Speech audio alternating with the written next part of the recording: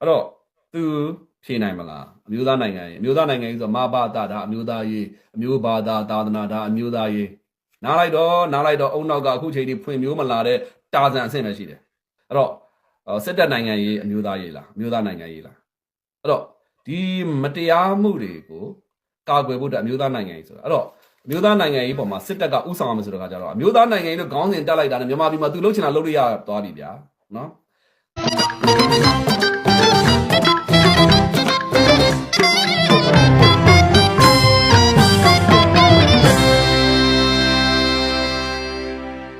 အားလုံးပဲမင်္ဂလာပေါက်ခါဝင်ကြောင်းကောင်းချင်းပြန်မင်္ဂလာနဲ့ပြည့်စုံပါစေလို့နှုတ်ခွန်းဆက်တာကတော့ပြလိုက်ပါတယ်။ဒီနေ့ငါကြီးရဲ့ YouTube channel ကနေပြီးတော့ reaction ကဏ္ဍလေးနဲ့ပြန်လည်ပြီးတော့ကြိုဆိုလိုက်ပါတယ်။ဒီနေ့မှာဆိုလို့ရှိရင် reaction ကဏ္ဍမှာကျွန်တော်မိဘပြည်သူများနဲ့အတူတူကျွန်တော်ကြည့်ရှုခြင်းတဲ့ဗီဒီယိုလေးကတော့ကျွန်တော်တို့ရဲ့ပေါ့နော်ဒီကိုမောင်မောင်ပေါ့နော်ကျွန်တော်တို့ကိုမောင်ပေါ့နော်ဟိုကတော့တက်မတော်ချစ်တဲ့ကိုမောင်မောင်ပေါ့နော်ကိုမောင်မောင်ကနေပြီးတော့ဘလို့အမှန်တရားတွေပြောထားလဲနော်ဒီသူတို့ဒီတက်မတော်ထဲမှာဒီလိုဖြစ်ပြနေတဲ့ဒီမင်းအွန်လိုင်းအာနာယူပုံယူနီးနဲ့ပတ်သက်ပြီးတော့ဘယ်လိုတွေဖြစ်နေလဲဆိုတဲ့အကြောင်းအရာလေးတွေပေါ့နော်ကိုမောင်မောင်ပြောထားတဲ့အမှန်တရားလေးတွေကိုကျွန်တော်နဲ့အတူကြည့်လိုက်ကြအောင်ပဲနော်သူလုံနေအားလုံးစားလုံးရေးစကလေးကပြည်သူတဝက်ကျော်60ရာခိုင်နှုန်းကသိတယ်ဒီလူအာနာယူလို့တမရယူလို့ကျွန်တော်တို့အာနာကိုထိန်းခဲ့တဲ့နိုင်ငံက9ပါးမှောက်သွားတယ်နော်အဲ့တော့အခုလက်ရှိအချိန်ထိလည်းမကြံစီသင့်တော့ကြံစီတဲ့အတွက်ကြောင့်မလို့တမရယာဒူးဆိုတာကိုပါတီဥက္ကဋ္ဌအဆင့်ကတော့မှပဲကာယကံဝစီကံမနောကံနဲ့မပြစ်မှားရဲတဲ့ယာဒူးဖြစ်နေတယ်အဲ့တော့ဒီပုဂ္ဂိုလ်ကြံစီနေပြီကြံစီတဲ့ပြင်ကိုဘလောက်ထိလွန်လာလဲဆိုလို့ရှိရင်တမရယာဒူးရောကာချုပ်ယာဒူးရောကြံစီဖို့အတွက်ကိုသူ့လက်အောက်မှာအခုညှစ်ကိုယာဒူးကိုခန့်ထားတဲ့ပုံကိုပြန်ပတ်သက်ပြီးတော့ကျွန်တော်ကောင်းကောင်းနားလည်ထားတာတွေရှိတယ်ဒါပေမဲ့ကျွန်တော်မပြောချင်ဘူးတပ်မတော်သားတွေမကောင်းပါဘူးဘာကြောင့်လဲဆိုလို့ရှိရင်ဒါပေမဲ့မမျှတဘူးလေဗျာနော်သူစီမင်းစီကံတိုင်းသွားစေချင်တယ်ဆိုလိုချင်တာကဦးမင်းအောင်လိုင်းပြီးတော့ရှိရင်ဒုတိယရေးချင်းဦးစိုးဝင်းတက်ပေါ့ဗျဦးစိုးဝင်းပြီးလို့ရှိရင်လားတတိယညှိကိုတက်ပေါ့ဒါရတယ်အဲ့ဒါကိုကြော်ပြီးတော့စစ်တပ်ထဲမှာသူကခေါင်းပုတ်လို့ရတဲ့နော်ခေါင်းတက်ပေးလို့ရတဲ့ဆိုတော့ကိုယ်နာမည်အောင်ကိုမမှတ်မိတဲ့သူတွေကိုနေရာပေးမယ်ဘာကြောင့်ဆိုတော့အဲ့လူတွေကိုယ်နာမည်ကိုမှတ်ပြီးတော့သူတို့ဖေမေတွေကသူတို့ပေးလိုက်နာမည်သူတို့မမှတ်မိတော့ဘူးသူတို့သိတာကတော့အဘမင်းအောင်လိုင်းရဲ့ဘောမာဆိုတဲ့နာမည်တစ်ခုပဲသူတို့စိတ်ထဲမှာရှိတယ်သိတယ်အားလုံးလည်းသိတယ်ဒီလူကဘာကြောင့်မို့လို့ဒီလိုလုပ်တဲ့ဒါမှကြောင့်ဒါကိုကြံစီနေဆိုတာပါတီခေါင်းဆောင်တွေအကုန်သိတယ်မြန်မာတနိုင်ငံလုံးသိတယ်စစ်တပ်အကုန်လုံးသိတယ်သိရသားနဲ့ဘာမှမပြောရတဲ့ဘဝတွေရောက်နေတာဟာတော်တော်လေးကိုဆောင်းတော့ကျွန်တော်ပြောသလိုပါဗျာနော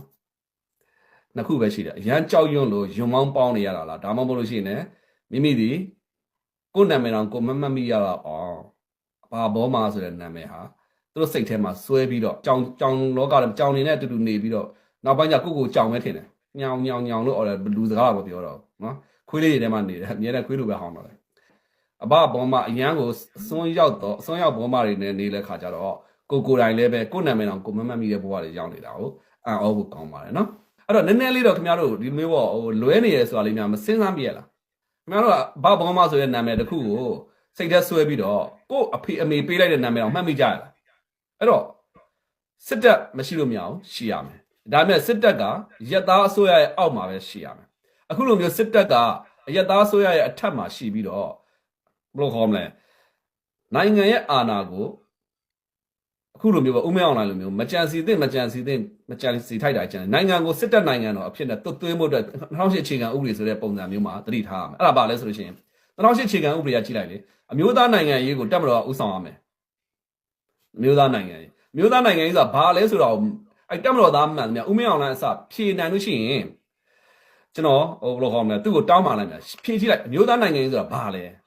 အမျိုးသားနိုင်ငံရေးဆိုတာဘယ်ပေါ်မှာခြေခံလဲအဲ့ဒါသိဖို့လိုတယ်နော်အဲ့တော့သူဖြေနိုင်မလားအမျိုးသားနိုင်ငံရေးဆိုတော့မဘာသာဒါအမျိုးသားရေးအမျိုးဘာသာသာသနာဒါအမျိုးသားရေးနားလိုက်တော့အုံနောက်ကအခုချိန်ထိဖွင့်မျိုးမလာတဲ့တာဇန်အဆင့်ပဲရှိတယ်အဲ့တော့စစ်တပ်နိုင်ငံရေးအမျိုးသားရေးလားအမျိုးသားနိုင်ငံရေးလားအဲ့တော့ဒီမတရားမှုတွေကိုကာကွယ်ဖို့အတွက်အမျိုးသားနိုင်ငံရေးဆိုတာအဲ့တော့အမျိုးသားနိုင်ငံရေးပေါ်မှာစစ်တပ်ကဥဆောင်ရမယ်ဆိုတော့ကြတော့အမျိုးသားနိုင်ငံရေးလို့ခေါင်းစဉ်တက်လိုက်တာနဲ့မြန်မာပြည်မှာသူလှုပ်ချင်တာလှုပ်လို့ရသွားပြီဗျာနော်မျိုးသားနိုင်ငံရေးခေါင်းစဉ်တက်လိုက်တာနဲ့အာဏာထိမလားဗျာအာဏာကိုယူမလားဗျာခေါင်းစဉ်တွေတခုအောက်မှာပဲအားလုံးကပြီးသွားပြီတက်မတော်ရဲ့တရားစီရင်ရေးဟာဘယ်လိုခေါ်မလဲကာကွယ်ရေးဦးစီးချုပ်ကရဲ့လက်အောက်မှာပဲရှိတဲ့အတွက်ကြောင့်မို့လို့တရားစီရင်ရေးမှာလည်းပါနေတာပဲ ဘယ်နေရာမှာဒီလိုမျိုးပါတာကိုကျွန်တော်လိုချင်တာစစ်တပ်ရှိရမယ်မှန်တယ်အရသားအစိုးရရဲ့အောက်မှာအရသားအစိုးရရဲ့အောက်မှာရှိရမှာဖြစ်ပြီးတော့အရသားအစိုးရခိုင်းစီတဲ့ပိုင်းတိုင်းသွားအောင်ဒါမျိုးဖြစ်ရမယ်ဟာကိုစစ်တပ်ပါဝင်နေဆိုတော့စစ်တပ်ကိုခေါင်းမတင်ထားဖို့မဟုတ်ဘူးနော်စစ်တပ်ကနိုင်ငံရေးမှာပါဝင်တဲ့တော့ပါဝင်တယ်လိုအပ်တာတဲ့ပို့ပြီးတော့တရဖူစောင်းနေတာကြီးကတော့တဘာဝမကြဘူးလေဗျာနော်ကဲနော်ဒါကတော့ကျွန်တော်တို့အများကပြောနေတဲ့ဒီဘောမကိုမောင်မောင်ဗျာသူကတော့ဒါဘောမမဟုတ်ဘူးတက်မတော်ချစ်တဲ့လူတက်မတော်ချစ်တယ်ဆိုပေမဲ့တက်ဒီတက်သူရဲ့ဒီတက်မတော်ထဲမှာမှားတာတွေမှန်တာတွေတက်မတော်ရဲ့စိုးချင်းကောင်းချင်းကိုအကုန်လုံးကိုပြောရဲဆိုရဲတဲ့နော်ပြောနိုင်ဆိုနိုင်တဲ့ကိုမောင်မောင်ပြောပါတယ်ကိုမောင်မောင်ရဲ့သုံးသက်ချက်ကလေးကိုမောင်မောင်ရဲ့ထောက်ပြချက်ကလေးဖြစ်ပါတယ်တချို့သောလူတွေဒီနော်ဒီအာနာယူကအာနာယူနေတယ်ဆိုတော့တီးတီကြီးနဲ့သူတို့ကိုဖင်ချနေတာဆိုတော့တီးတီကြီးနဲ့ကိုဘဒူကမှနော်မပြောရဲမဆိုရဲမော်တော်မကြည့်ရဲပဲနဲ့နော်သူတို့ရဲ့နာမည်ပေါ့နော်မအေးပေးလိုက်တဲ့နာမည်တောင်မှပျောက်ပြီးတော့ပြည်သူကနေပြီးတော့ခေါ်တဲ့နော်စစ်ဘောမဆိုတော့နာမည်နဲ့တာယာပြီးတော့နော်ကိုနာမည်တောင်မှကိုမမှတ်မိကြတဲ့လူတွေပေါ့ဗျာကိုနာမည်တောင်မှကိုမမှတ်မိကြတဲ့ပြောမယ်ဆိုလို့ရှိရင်ဒါကတော့ဟိုနေပေါ့နော်တော့ဒီတော်တော်များများပေါ့နော်ကျန်းခိုင်ရေးဒီအမတ်တွေတော်တော်များများအခုဆိုလို့ရှိရင်တမရယာဒုဆိုတာကသူတို့အဝေးကြီးပဲသူတို့နော်သူတို့ရဲ့ငါဝေငါကောက်ရွေးကောက်ဝေးကြီးကသူတို့နိုင်သွားပြီဗျာနိုင်သွားပြီဆိုပေမဲ့လေနော်ဒီပါတီရဲ့ဥက္ကဋ္ဌကတောင်မှစိတ်ကိုမရင်ရဲတဲ့စိတ်နဲ့တောင်မှမပြင်းမရဲတဲ့တမရယာဒုနော်အဲ့ဒီတမရယာဒုကိုအခုဆိုလို့ရှိရင်ဒါမရောက်နိုင်ချင်းချောင်းနေပြီချင်းချောင်းနေပင်နေညာတော်လဲသူတို့မှမဟုတ်တာမဟုတ်ဘူးလို့လည်းမပြောရဲဘူးမမှန်တာမမှန်ဘူးလို့လည်းမပြောရဲဘဲနဲ့ဘောသာကျုံမှနေပြီးကိုယ်နာမည်တောင်မှမေးပေးလိုက်တဲ့ကိုယ့်ရဲ့နာမည်ကိုတောင်မှမေ့ပြီးတော့နော်ဘောမဆိုတော့နာမည်နဲ့ပဲတာယာနေတဲ့လူတွေကိုကိုမောင်မောင်ကနေပြီးထောက်ပြလိုက်တာဖြစ်ပါတယ်နောက်ထပ်ကျွန်တော်ဆက်ကြည့်လိုက်ကြအောင်နော်နိုင်ငံကိုစနစ်တကျဖျက်ဆီးခဲ့တာကလည်းဦးမင်းအောင်လှိုင်နော်အဲ့တော့သူသမရယာတို့ယူဖို့ကြိုးစားနေရလဲဦးမင်းအောင်လှိုင်အဲ့တော့နိုင်ငံလုံးကလည်းသိတယ်ပြည်သူတွေအားလုံးကလည်းသိတယ်နော်တက်မတော်သားတွေအားလုံးလည်းသိတယ်စစ်သားတွေအားလုံးသိတယ်နော်သူသမရယာတို့ကိုယူနေတာငန်းတက်ဖြစ်နေဆိုတာတက်မတော်တွေမှာရှိတဲ့တက်မတော်သားဟိုပေါက်စာလေးအစားသိတယ်အဲ့မသိတော်ညာလည်းပဲအားလုံးဟာကြောက်ရွံ့တုန်လှုပ်ပြီးတော့ဘာမှဟိုဘယ်လိုခေါ်မလဲမှန်တယ်မှားတယ်တော့မဝေဖန်ရဲတော့ဘဝတွေရောက်နေတာကတော့လူဖြစ်ရှုံးတယ်လို့ကျွန်တော်ခံယူတယ်ဗျာသိလားလူဖြစ်ခင်ဗျားလူဖြစ်ရှုံးနေကြပြီအကြောက်တရားနဲ့ရှင်သန်နေအကြောက်တရားနဲ့ရှင်သန်နေနော်လူဖြစ်ရှုံးနေပြီအဲ့တော့နောက်တစ်ခုကသူ့ကိုထောက်ခံတဲ့သူတွေအားလုံးလည်းမေးချင်တာမင်းတို့မှာအကောင်းဆုံးအကြောင်းကျိုးကိုစင်ကျင်ပြီးတော့ဟိုထောက်ခံဖို့ရောဆန္ဒတွေရောရှိရလားနော်မင်းတို့ကလူတွေနော်ကိုမင်းတို့အားလုံးကနာမည်တွေနဲ့နော်နာမည်တွေရှိရမင်းတို့အမေအဖေကမွေးပေးလိုက်တာမောင်ဘသူမဘသူဖြစ်မွေးပေးလိုက်တာပါနော်မှန်တယ်ဗျာခါရဲဟိုဘယ်လိုခေါ်မလဲဆိုတော့အဘထောက်ခံသူအဖြစ်နဲ့အဘဘောမအဖြစ်နဲ့မွေးပေးလိုက်တော့မင်းတို့နာမည်တွေရောမှတ်မိကြသေးရလားအကုန်လုံးမေးချင်တယ်အဲ့ဒီဘယ်လိုခေါ်မလဲအဲ့ဒီအဘထောက်ခံတဲ့သူအားလုံးမေးကြည့်ချင်တယ်မင်းတို့နာမည်တွေမှတ်မိကြလားကိုယ်နာမည်တွေကိုမှတ်မိကြရလားမင်းတို့မှာနာမည်ရှိတယ်မှတ်ပုံနဲ့နံပါတ်ရှိတယ်မင်းတို့အဘဘောမဆိုရဲဘယ်လိုခေါ်မလဲဆိုတော့ကိုအဘဘောမတစ်ခုတည်းနဲ့နာမည်နဲ့ဘယ်လိုခေါ်မလဲဘဝဆုံးနေတဲ့သူတွေမဟုတ်ဘူးနော်မင်းတို့နာမည်တွေမှတ်ပြီးဖို့အရေးကြီးတယ်အဲ့နာမည်တွေကိုမမှတ်မိတော့ကိုနေ့စဉ်နဲ့များမှန်ကြည့်ပြီးတော့ငါဟာအဘဘောမဆိုတဲ့နာမည်ဟာကိုပေးထားတာလားဒါမှမဟုတ်ရင်ကြောက်စိတ်ကပေးထားတာလားကျွန်တော်အံ့ဩတယ်အဲ့တော့မင်းတို့တွေဒီနေ့မှတ်ထားပါညီကောင်မောင်နှမများနော်ခင်ဗျားတို့တွေအားလုံးမှာတက်မတော်သားတွေအားလုံးရောပဲဒီအရာရှိတွေအားလုံးရောပဲနော်ပါတီဥက္ကဋ္ဌကြီးအားလုံးကျွန်တော်ပြောမယ်နော်ခင်ဗျားတို့မှာနာမည်ရှိပါတယ်မှန်တယ်ကဲနော်ကိုမောင်ပြောပါလားရှင်ရင်ဒီခင်ဗျားတို့မှာနာမည်ရှိပါတယ်နိုင်ငံကိုစနစ်တကျနဲ့ဖျက်ဆီးနေတဲ့ဒီမင်းအောင်လှိုင်ကိုနော်သူတို့တွေကမထီရဲမကန်ရဲမော်တော်မကြည်ရဲပဲနဲ့ပေါ့နော်စွတ်ပြီးတော့ဘောမနေတယ်ကိုနာမည်တောင်မှကိုမိနေအဲ့ကိုမောင်ရိုးရှင်းနေမိတယ်ခင်ဗျားတို့နာမည်ဒီခင်ဗျားမှတ်မိသေးတာနော်ခင်ဗျားတို့ဒီကိုဘောမဆိုပြီးတော့နော်တတ်မှတ်ထားတဲ့ဒီနာမည်မှာပဲပျော်မွေ့ပြီးတော့တာယာနေတာခင်ဗျားတို့မေးပေးတဲ့နာမည်ကိုလည်းနာမည်ကိုတောင်မှမှတ်မိသေးရဲ့လားဆိုတော့ကိုမောင်ကနေပြီးတော့ပညာသားပလေးနဲ့ဒါမေးလိုက်တာဖြစ်ပါတယ်ခင်ဗျာနော်အရန်ကိုလည်းလေးစားပါတယ်နော်အရင်တော့ဆိုလို့ရှိရင်ကျွန်တော်တို့ဒီသူကဒါဘောမှာပေါ့ဗျာနော်သူလည်းဘောမှာဒါပေမဲ့ကိုမောင်ဗျာကြာလာတော့သူ့ရဲ့စိတ်ဓာတ်ကိုကျွန်တော်သိလာတယ်သူဒီလုံးဝဘောမှာမဟုတ်ဘူးတက်မတော်ချစ်တဲ့လူနော်ကျွန်တော်လည်းတက်မတော်ချစ်တာပဲတို့ပင်မဲ့ပြည်သူနှိမ့်ဆက်ညှဉ်းပန်းပြီးပြည်သူဘက်ကိုတဏှာပြောင်းလှည့်နေတဲ့ အာနာယူတက်တိုက်ကတော့မချစ်ဘူးဗျနော်တော့ဒီအစွန်းအထိတော်လာမှာပဲနော်အဲကြောင့်ကိုမဦးပြောရတယ်ဒီတိုင်းပဲသူဒီစစ်တပ်ကိုချစ်တယ်တို့ပေမဲ့အာနာယူပြီးတော့နေရာတကာတမနာယာတုတဲ့သူလှုပ်ချင်တယ်ကာဝေးဦးစီးချုပ်ယာတုတဲ့သူလှုပ်ချင်တယ်နော်ပြီးလို့ရှိရင်လွတ်တော်ဥက္ကဋ္ဌလည်းသူလှုပ်ချင်တယ်ဆိုတော့ဒီအာနာယူကိုကတော့ဒါသူကတော့ဒါအာနာယူတာကိုယူကြောင်းကတော့သူကတော့ပြောမှာမယ်နော်အားကြောင့်မလို့နိုင်လဲလဲသေးပဲအဲ့တော့ကျွန်တော်ကိုမပြောတဲ့စကားတွေကိုထောက်ခံတယ်ထောက်ခံပြီးတော့ကိုမောင်ရဲ့ဒီဝေဖန်သုံးသက်ချက်ကလေးတွေကိုကျွန်တော်ပြပြီးတဲ့ခါကျတော့နောက်ထပ်ပေါ့နော်ကိုမောင်မောင်တော့ဒါပေါ့နော်ဝတ်ကြောင်ပစိုးနဲ့ဒါပုထုဇဉ်ပေါ့လူသားကြီးပေါ့ဗျာဒါကတော့ဒါစတော်ကြီးတစ်ပါးပေါ့ဗျာစတော်ကြီးတစ်ပါးကနေပြီးတော့ဘလို့မိတ်ထားလဲဆိုတာပေါ့နော်စတော်ကြီးနဲ့လူနဲ့ကျွန်တော်ရှင်းပြမယ်ဗျာနော် ခုရွေးကောက်ပွဲလဲကုန်ပြီးသွားပြီ ပြီးပါပြီလေ မဲထဲတဲ့သူလဲနိုင်ငံသားတယောက်အနေနဲ့တာဝန်ကျေခဲ့ပြီးပြီ ပြည်ပကနေရောပြည်တွင်းကနေရောဒီထောက်ခံတာမထောက်ခံတာကသူတို့အပိုင်း အော်ပြီး နော်ကိုက ပြည်တွင်းကနေရောပြည်ပကနေရောထောက်ခံတာမထောက်ခံတာကသူတို့တမိုင်းဆိုတော့အဲ့ဒါဆိုလို့ရှိရင်ဒီရွေးကောက်ပွဲကြီးကိုဘာကြောင့်များလုပ်နေရလဲရွေးကောက်ပွဲမလုပ်နေတော့လေမင်းအောင်နိုင်မတမရရာတို့ပြီးအုပ်ချုပ်ခံနေတော့ဘောပြီးနေရရှင်းနေတာပဲဟောက်နော်ငါဝေငါကောက်ပြီးတော့သူတို့အတွက်လုပ်တဲ့ရွေးကောက်ပွဲကိုပြည်တွင်းကထောက်ခံတာတွေပြည်ပကထောက်ခံတာတွေသူတို့မလိုချင်ဘူးဆိုတော့အဲ့တော့ဒီရွေးကောက်ပွဲလည်းလုပ်စရာမလိုဘူးလေဟုတ်တယ်မဟုတ်ပြည်တွင်းကထောက်ခံမှုပြည်ပကထောက်ခံမှုဒီရွေးကောက်ပွဲမှာထောက်ခံမှုကိုဟိုတော့မလိုချင်ဘူးဆိုတော့မလိုချင်ဘူးဒါသူတို့ကတော့ရှိရနေလုံးမှာဆိုတော့ဘာလို့လုပ်နေတော့မှလဲဟုတ်တယ်မဟုတ်လားနော်တခြားပါတီနိုင်သွားတယ်သူတို့ပြန်ပြီးတော့အာဏာပြန်လူအောင်ပါမယ်အာဏာပြန်သိမ်းသွားဆိုတော့ဘယ်သူ့မှလည်းအာဏာပေးမနေတော့ဘာရွေးကောက်ပွဲမှာလို့စောက်လို့တွေရှုပ်တယ်တခါတမ်းပြီးတော့မင်းအောင်လည်းတက်ပြီးတမနာလို့လည်းပြီးပြီးတော့တမနာကကာဝေးဦးစီးချုပ်ကိုပြီးလို့ရှိရင်လွတ်တော်ဥက္ကဋ္ဌရောနော်အကုန်လုံးသူလုပ်လိုက်တော့ရက်ကြီးတွေရောရက်ကြီးဥက္ကဋ္ဌတွေရောငါပြီးလို့ရှိရင်စေအိမ်မှုယာအိမ်မှုအကုန်လုံးသူလုပ်လိုက်တော့ပြီးပြီးတူရရဲဟုတ်တယ်မလားကန့်ကွက်မဲ့လူမရှိဘူးထောက်ခံမဲ့လူမရှိဘူးပြီးပြီးတကယ်ဟုတ်တယ် မဲပေးတဲ့အရေးအတွက်နဲ့ပဲအစိုးရတရက်ကိုဖွဲ့မယ်နိုင်ငံတကာကထောက်ခံခြင်းမထောက်ခံခြင်းကသူတို့အပိုင်းမြန်မာနိုင်ငံရဲ့ဥပဒေကမြန်မာနိုင်ငံရဲ့ပြည်တွင်းမှာပဲရှိတယ်အဲကြောင့်မလို့ခ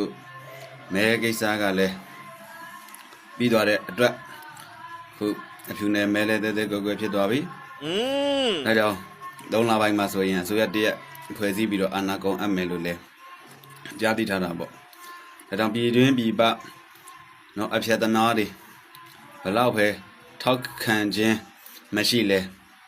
ကိစ္စမရှိဘူးရှိပေးထားတဲ့လူတွေအရေးအတွက်နဲ့ပဲရလက်ပေါ်မူတည်ပြီးတော့အစိုးရဖွဲ့သားမှာပဲဒါကြောင့်တိုင်းပြည်တစ်ခုမှာကတက်မတော်ကိုဒီအလုံးမရှိဘူးပြီးလို့ချင်းရင်အရာရာကိုအကုန်လုံးရှော့ချမယ်လို့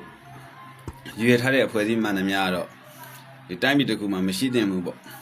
့မြန်မာနိုင်ငံလည်းအဲ့လိုပဲတက်မတော်ကိုထောက်မခံဘူးဆိုလို့ချင်းရင်တော့ထောက်ခံမှုမရှိဘူးဆိုရင်တော့အစိုးရအဖွဲ့လည်းလို့ဖို့မထိုက်တန်ဘူးဝင်ကြီးရောအမတ်ရောခေါင်းဆောင်ရော စိုးရလို့ဖို့တော့တမတော်ဖောက် မ မှာ ထိုက်တန်ဘူးပေါ့ဒါကြောင့်နိုင်ငံတစ်ခုမှာတက်မတော်ရဲ့နော်အစိုးရတရက်ကညီကိုညီအောင်ဟိုတို့ဗုဒ္ဓဘာသာမြန်မာနိုင်ငံမှာဆိုလို့ချင်းနော်ဘာသာရေးအဓိကထားဒါကြောင့်ဘာသာရေးခေါင်းဆောင်တွေနဲ့တက်မတော်ပြည်သူအစိုးရညီညွတ်နေမယ်ဆိုလို့ချင်းကတော့ဘယ်နိုင်ငံကမှမြန်မာပြည်ကိုကျွတ်တွတ်နိုင်မှာလည်းမဟုတ်ဘူးနော်အဓိကဗုဒ္ဓဘာသာကောင်းမွန်တဲ့ဗုဒ္ဓဘာသာခေါင်းဆောင်တွေရဲ့အစိုးရခေါင်းတွေရဲ့တက်မတော်ကောင်းတွေရဲ့တက်မတော်သူတက်မတော်သားခေါင်းဆောင်ကောင်းတွေရဲ့ပြည်သူကောင်းတွေရဲ့စုဖွဲ့ပြီးတော့ညီညွတ်နေလို့ချင်းမြန်မာနိုင်ငံကြီးအမြန်ဆုံးငြိမ်းချမ်းမယ်အေးချမ်းမယ်တာရမယ် ကဲနော်နော်ဒါအဲ့တော့ဒါပညာရှိပေါ့ဗျာပြောမှဆိုလို့ရှိရင်ဒါဆရာတော်ဆိုတာကတော့ဒါကျွန်တော်တို့ရဲ့နော်ပြည်သူလူထုတွေတကားတကမတွေရဲ့ရှေ့ဆောင်လမ်းပြပါဗျာနော်ရှေ့ဆောင်လမ်းပြဒီဆရာတော်တူကနေပြီးတော့စပြီးတော့အဲ့ဒါလိုအလွဲအမှားတွေနဲ့ပြည်သူတွေကိုတကားတကမတွေကိုအဲ့လိုမိန်ကြားနေပြီဆိုတော့ကျွန်တော်နိုင်ငံကြီးသွားပြီပေါ့နော်ပြည်သူထောက်ခံတာမထောက်ခံတာမလိုချင်ဘူးသူတို့တွေကရွေးကောက်ပွဲလောက်ကပွဲအဲ့တော့ရွေးကောက်ပွဲဘာဖြစ်လို့လုံးမှာလဲပြည်သူကမထောက်ခံဘာလုံးမလုံးနဲ့တော့လေတခါရဲတိုင်းပြီးမရောက်နိုင်အောင်အခုလည်းသူကမရောက်နိုင်ပဲအုပ်ချုပ်မှာပဲနော်အခုလည်းမရောက်နိုင်အာဏာယူနေတာပဲတမနာရာသူလည်းတမနာရာသူလည်းသူကလှုပ်ချင်တယ်ကာကွယ်ဦးသိရာသူလည်းမစွန့်ရင်နော်သူပဲအာဏာယူနေတာပဲနော်အဲ့တော့ဘာလုံးမှာလဲရွေးကောက်ပွဲလှုပ်တယ်ဆောက်လို့ရှုပ်တယ်ပြီးလို့ရှိရင်ပြည်သူတွေအခုမဲထဲတဲ့ပြည်သူတွေမေးကြည့်လိုက်အောင် ကိုစိတ်နဲ့ကိုနဲ့မဲသွားထဲလူရှိလားလို့နော်မဲမထဲရင်ဘာလုံးမှညာလုံးမှဆိုပြီးချင်းချောက်ပြီးသွားထဲတယ်နော်ကြံဖန်ပြီးတော့ပေါ့နော်ဟိုနဲ့ကိုဖားနဲ့ကိုကြံဖန်ပြီးတော့ဟိုမဲမထဲရင်လို့နေမကောင်းလို့ထိုင်မကောင်းလို့ပြောတဲ့လူတွေတောင်မှဟိုကြိုတင်မဲဆိုပြီးတော့အတင်းအာရမကြိုတင်မဲရလဲဗျာကြိုတင်မဲရလဲကြိုတင်မဲလိုက်ကောက်တာဘယ်လိုကောက်လဲဆိုတော့အကျန်းနေရနှိပ်လို့မရဘူးကျန်းခိုင်ပါတီဝဲဆိုနှိပ်ထဲတာဥပဒေပြီးလို့ရှိရင်လက်မှတ်ထိုးလိုက်ပြီးသူတို့လက်နဲ့သူတို့ဒီခလုတ်ကိုနှိပ်သွားတာနော်ကျန်းခိုင်ယူနှိပ်လိုက်တယ်ပြီးလို့ရှိရင်ဘဒူလက်မှတ်ထိုးပေးလိုက်ပြီးမင်းအောင်လိုင်းရဲ့လက်ထက်မှာလုတ်တဲ့ရွေးကောက်ပွဲဆိုတော့အဲ့လိုလုတ်တာနော်အဲ့ဒါတော့မှဒီကြားတဲ့ဟိုညလုံးမမြင်တဲ့အဖွားကြီးတွေကနေပြီးမင်းအောင်လိုင်းကိုဆရာကြီးကအပြင်မှာချောကြီးပဲဆိုတော့သူပါဇက်ကြီးကိုပြေးပြီးတော့နှပြားကြီးအောက်သွားလို့တော့ပဲသွားပြီးဖြီးပြီးတော့နွားနဲ့နေရာမှာနွားသိခါကြတယ်တော့သွားကြီးကိုဖြီးပြီးတော့ဟိုနတိုးကြီးပေါ့ဗျာနတိုးကြီးဟိုနမဖယ်နမ်းပြီးသွားကြီးဖြီးလိုက်ဆိုသွားကြီးကိုဖြီးပြီးတော့သူ့ကိုဟိုမျက်လုံးမကောင်းတဲ့အဖွားကြီးကဆရာကြီးကအပြင်မှာချောကြီးပဲဆိုတော့ကိုကြက်သေးတုံးတနိုင်ငံလုံးမှာတကဘာလုံးမှာပေါ့နော်ကြက်သေးအတုံးဆုံးပြပါဆိုလို့ရှိရင်သူ့တက်တုံးလို့တရားမှမရှိတော့တုံးတာတော့မှ तू ကတာဝင်းမှုနဲ့မတုံးဘူးဗျာတာတလင်းကြီးနဲ့တုံးတာကြက်သေးကိုနော်မဲအောင်လိုင်းဒီကြက်သေးကိုတာဝင်းမှုနဲ့မတုံးပါတာဝင်းမှုနဲ့တုံးတာဒီတင်းပေါ့နော်တာဝင်းမှုနဲ့တုံးတာအများသူငါတုံးတာ तू ကအများသူငါတဲ့ထူးပြီးတော့ကြက်သေးတုံးတာဖြစ်တော့ကုန်းမဲအောင်လိုင်းရဲ့ကြက်သေးတုံးတာတာတလင်းကြီးနဲ့တုံးတာနော်သူ့တက်တုံးတဲ့လူလည်းမရှိဘူးအခုတော့သတင်းတွေရောက်တက်ကြားနေနော်မန္တလေးနန်းတွင်းမှာသူတမနာလုပ်ဖို့အတွက်ကိုရရသွားချီလိုက်တာဟိုဝစီဘိတ်ဆရာတော်ကြီးနဲ့သူ့ရဲ့ဟိုကျင်ရတော်မကွက်တော်ကိုလက်ဆွဲပြီးတော့နန်းတွင်းထဲမှာသူကဟိုဘယင်ဖြစ်ရပါစေလို့ဆိုပြီးနန်းဝတ်တန်စာတွေဝစ်ပြီးတော့သွားပြီးရရသွားရှိရရှော့တိုက်ဒုံးစာမိရလို့တော့အတန်ကြားတာပဲဟုတ်လားမဟုတ်လားမသိဘူးကျွန်တော်ကတော့နော်ကိုယ့်ရဲ့ဟိုနဲ့ပေါ့နော်ကိုနိုင်ငံကိုအုပ်ချုပ်မဲ့နော်တမတာအလောင်းကြီးပေါ့ဗျာနော်ကိုယ်နိုင်ငံကိုအုပ်ချုပ်မဲ့တမတာအလောင်းကြီးဖြစ်တဲ့အတွက်ကိုကျွန်တော်တို့ဆူတောင်းပေးပါတယ်မဟုတ်တာမဖြစ်ပါစေနဲ့လို့နော်အဲ့လိုပဲဆူတောင်းပေးပါတယ်ဗျာမင်းအောင်လိုက်ရှုပ်တဲ့ဒုံးစာမိရလို့တော့ပြောတာပဲမဟုတ်တာမဖြစ်ပါစေနဲ့လို့တော့ကျွန်တော်ဆူတောင်းပေးပါတယ်ခင်ဗျာကဲနော်ဒီရရှင်ကနော်ရှီဝါလို့ရှင်နဲ့ကျွန်တော်ချစ်တဲ့ညီကောင်မောင်နှမတွေပြင်းသွားမှာဆိုတော့ဒီလောက်ပဲကျွန်တော်တင်ဆက်ပါမယ်နောက်နေ့ဒီမှာလည်းကျွန်တော်တို့ duration ကဏ္ဍလေးတွေကိုစောင့်မျှော်ပေးကြပါအောင်ကျွန်တော်တို့ကျွန်တော်နောက်ထပ်အခွင့်အရေးရခဲ့မယ်ဆိုလို့ရှိရင်လည်းကျွန်တော်2ယောက်တွဲပြီးတော့ပေါ့နော်သတင်းဟာသားလေးတွေတင်ဆက်ပေးဖို့လည်းကျွန်တော်အစီအစဉ်ရှိပါတယ်တို့ပါတော့ကြောင့်ပေါ့နော်အဲ့ဒီအစီအစဉ်လေးမစခင်မှာပဲကျွန်တော်ရဲ့ YouTube channel လေးကိုအဆက်အသွယ်မပြတ်သွားအောင်လို့ like and share လေးလုပ်ပေးကြပါ subscriber လေးလုပ်ပေးကြပါလို့ကျွန်တော်ဖိမှန်တကပြူရင်းနဲ့ကျွန်တော်ရဲ့ duration ကဏ္ဍလေးကိုနေကုန်းပတ်ကံပတ်အဆုံးသတ်လိုက်ပါတယ်ခင်ဗျာအားလုံးပဲလူရဆန္ဒမှန်တယ်မှတလုံးလုံးဝနဲ့ပြုံးပွားကြပါစေ